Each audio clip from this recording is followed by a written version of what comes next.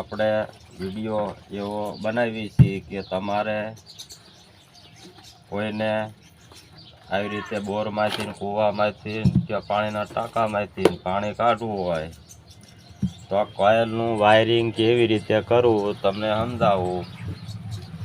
આપણે ટાયર લેવાના છે આવા મોટી સાઈડ,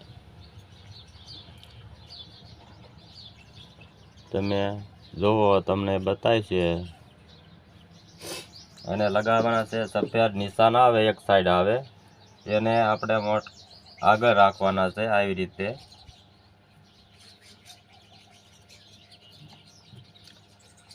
અને આને આવી રીતે ફિટ કરી દેવાનું. આ તમને શીખવા સારું નમૂનો બનાવીને બતાવું છું. અને આ કેપેસિટર છે, આ 24 વોલ્ટની કોઇલ છે. એટલે આપણે જોઈએ આમાં 12 વોલ્ટ, એટલે આપણે લાંબુ સેક્શન કરવી, આવો વાયર લાંબો 150 ફૂટ કરવી એટલે આનો પાવર 24 વોલ્ટ ન પૂગે, આનો અડધો જ પાવર પૂગે.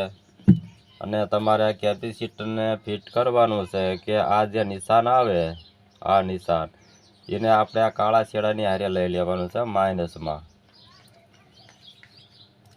અને આને આપણે અહીંયા આગળ લગાવવાનું છે.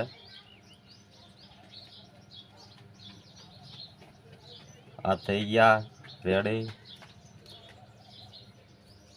અને આપણે આ છેડાને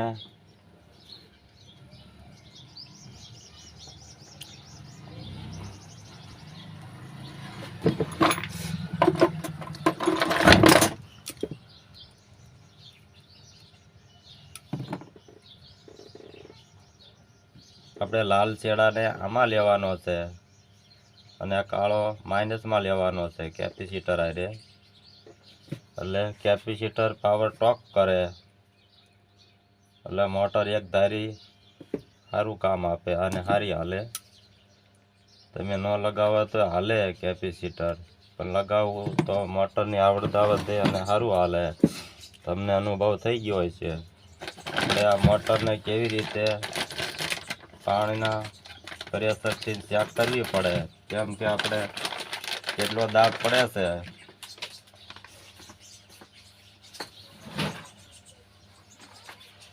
પીએમટી કંપનીની મોટર છે અને આ સારી ક્વોલિટી આવે છે. આપણે આના છેડા દઈ દેવી, આ લાલે લાલ અને કાળે કાળો. માનો કે 150 ફૂટ તમારે 150 ફૂટનું સેક્શન હોય ડારમાં કે કૂવામાં, તો તમારે વોલ્ટ ચેક કેવી રીતે કરવા પડે. તમારી પાસે મલ્ટીમીટર હોય તો તમારે ચેક કરવાનું. આ 20 ઉપર મલ્ટીમીટર આવશે તમારે 180-200 રૂપિયાનું. અહીંયા તમને 100 વોલ્ટ બતાવશે. અને પછી તમારે શરૂ કરી દેવાનું.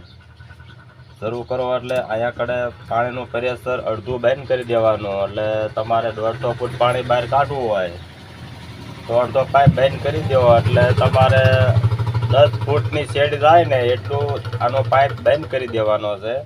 એટલે દાબનું એસ્ટિમેટ પછી જ નીકળે. પછી તમારે વોલ્ટ ચેક કરવાના. તો 12 વોલ્ટ 13 વોલ્ટ અને 14 વોલ્ટ લગી હોય તો એમનામાં હાલે. અને વધી જતા હોય વોલ્ટ અને વાયરનું સેક્શન ઓછું હોય તો આપણે અહીંયા એક પંખાનું રેગ્યુલેટર ફિટ કરવાનું છે. આપણે પંખો ધીમો કરવી ને એટલે આનો કોઇલમાં પાવર ઘટાડી દો એટલે પાવર અહીંયા ઘટી જાય.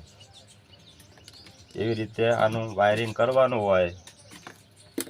તમને સમજણ પડી ગઈ છે હવે. અને બીજા વિડીયો બનાવીશું તમને સમજણ બહુ ન પડી હોય.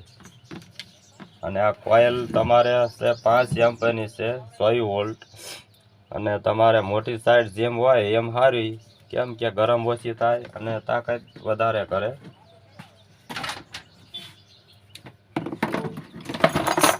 અને તમારી પાસે આવું મલ્ટીમીટર ન હોય ને કાંઈ ખબર ન પડે તો તમારે 100 વોલ્ટની જ કોઇલ લેવાની છે.